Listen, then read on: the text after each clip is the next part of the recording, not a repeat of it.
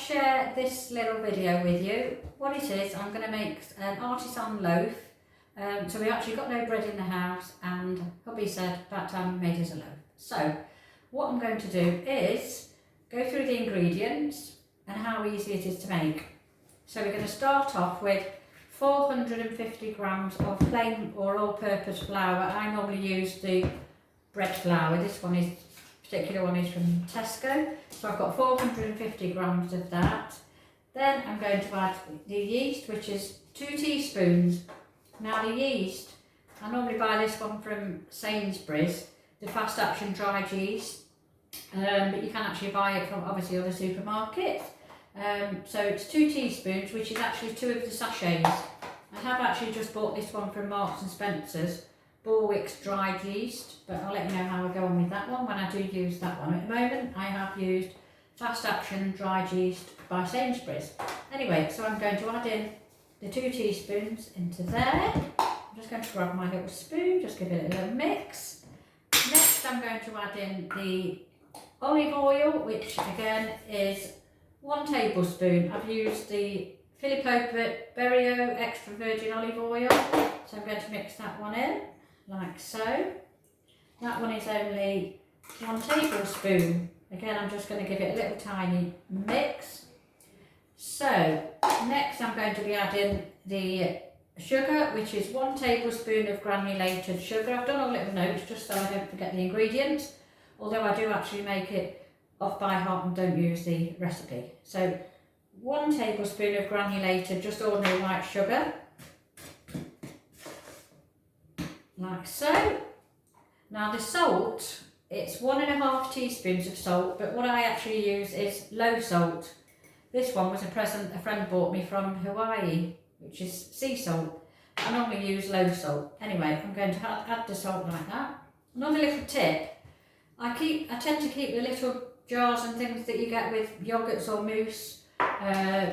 This is just an egg cup that I keep there, and I've got a yogurt pot which I tend to keep because it's handy for measuring out and weighing and things like that. Very easy. And then what I normally do is just move things out of the way as I've used the ingredients, so that I don't think I've used it or haven't used it, if you know what I mean. So also you need 375 mils of warm water for this bread recipe. Now what I normally do is, before I start getting everything out, all my bits and pieces, is I normally boil the kettle, pop the water into a jug and then leave it on the side to obviously cool down. Because otherwise where are you going to get warm water from if it's not from the kettle, or unless you've got a nice fancy tap that just produces warm water, which is drinkable or to use in recipes and things. Right, so I'm going to add the water. So what happens is then you're left with sort of a doughy mixture. So the warm water's gone in. I'm just going to give it a little stir, like so. So all the ingredients are all in. So I've got the flour, the sugar, the salt, the water, the yeast and the olive oil. So I'm just going to give it a little mix like so. There we are. Just so you've got all your ingredients in. This recipe is so easy and it's quite yummy bread. It's nice as a replacement of garlic bread, or obviously you're not going to have the garlic taste, although you can add some butter and a little bit of garlic when you cut it up. But I tend to like this one in big chunks. If I'm having soup, I'll sort of cut a big piece off and then cut it again in half, so you've got like a quarter. Excuse me a minute. I'm just going to get that one off.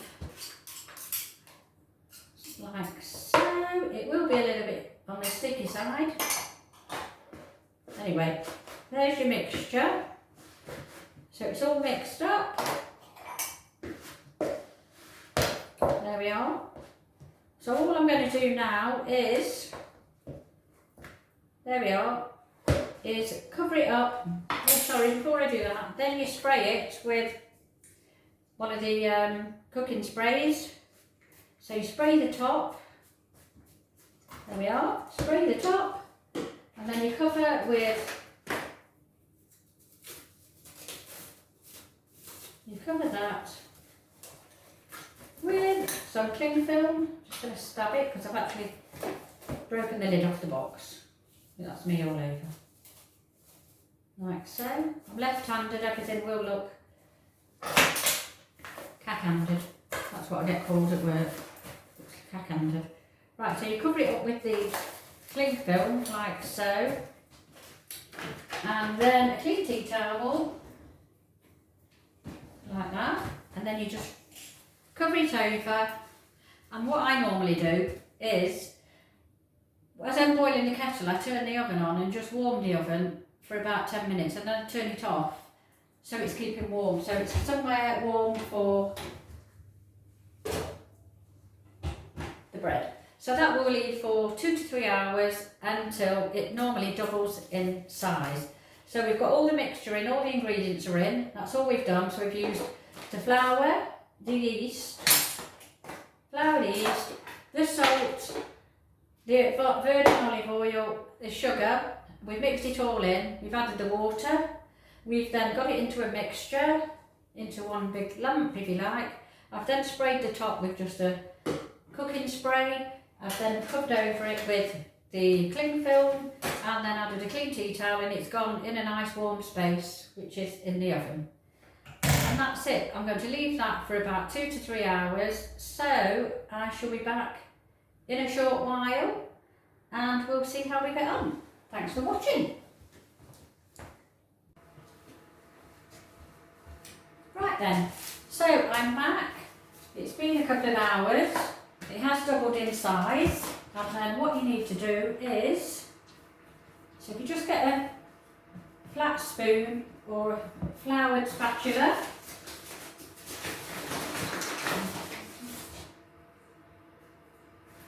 and just go around the edges, and then you need a little bit of flour on the surface. Always making sure that you've got clean hands as well, by the way, because other people are going to be eating it. You know, health and safety and all that. And here we are. So I'm just going to tip that on here. Scoop it out. There we are. You can see the mixture. And all I'm going to do, you can actually just put flour on your hands as well. You can just flour your hands, okay? Just going to bring it round, fold it around a couple of times. There we are, make it into a nice little shape. The pot that I'm going to use is like a casserole pot, but obviously it needs to be able to go into the oven. And this goes in the oven at 240 degrees for 30 minutes with the lid on.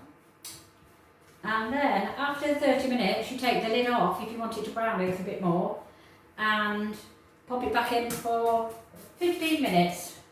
And then what I'm going to do is just put a little sprinkle of flour on the top. So yeah, 15 minutes after the 30 minutes initially, to just brown the top, and then it crisps it up a little bit. So, oh by the way, when I said 2 sachets of the yeast, it was only actually 1 sachet, which is 2 teaspoons. Okay, so this one that you'd get 8 sachets in would actually potentially make you 8 loaves if you were going to make this actual recipe. Okay, so the pot's warming. I'm just going to get the pot out. There we are. And I'll keep the board just so I don't burn my work surface. And I'm just going to drop that in there. There we are. There we are. That's going to be in there. The lid I didn't warm, which I should have done. Ideally you need to warm the lid as well. My mistake, my bad. Right, so I'm going to pop that in at 240 for 30 minutes.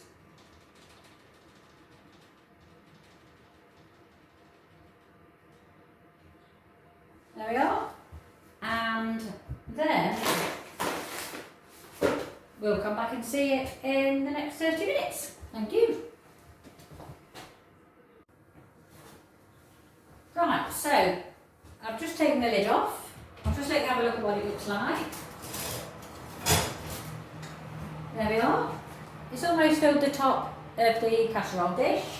stroke Dutch oven or whatever you like to call it. So I'm just going to pop that back in for 15 more minutes and then we'll have a look and take it out. Okay? Thanks for looking. See you in 15 minutes. So, the timer has just gone off for the oven, so I'm just going to take it out and see what it's like. It should be nice and brown and crisp. It will store for up to 2 to 3 days in a paper bag, or I usually keep it in some of the parchment paper, and then I keep it in a tin. But it is obviously best for it to be somewhere where it can breathe. Don't put it in any plastic. Always better in some paper. Okay, right, I'm just going to take that to one side. Put that in there. So here is the artisan loaf. I will just bring it a little bit closer so that you can see it. There we are. That is the artisan loaf, nice and brown on the top. You can see it's doubled in size. Smells absolutely delicious. I think the thing is, when you make your own bread, you actually know what ingredients you're putting in it, don't you? With this one, there's only been like 5 ingredients, more or less 5 or 6. So what I usually do with this, I obviously wait for it to cool down, but then if I'm having soup or something, I normally sort of cut it out. I normally make big doorsteps out of it, and I think that with a little bit of butter, or you can just use it for dipping in your soup, however you like, or you can use it for sandwiches. I did used to use an electric knife until it broke, but I had it 30 years. Couldn't see myself taking it back to the shop and thought, anyway. So that's the artisan loaf. Do like and subscribe to the videos if you have enjoyed it. Subscribe to the channel, should I say.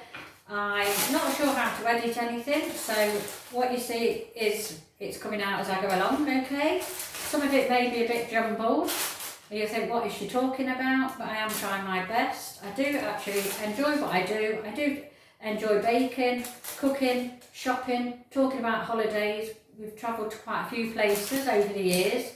I will be doing another video, maybe tomorrow in the afternoon, talking about Invisalign, so if any of you are interested in that.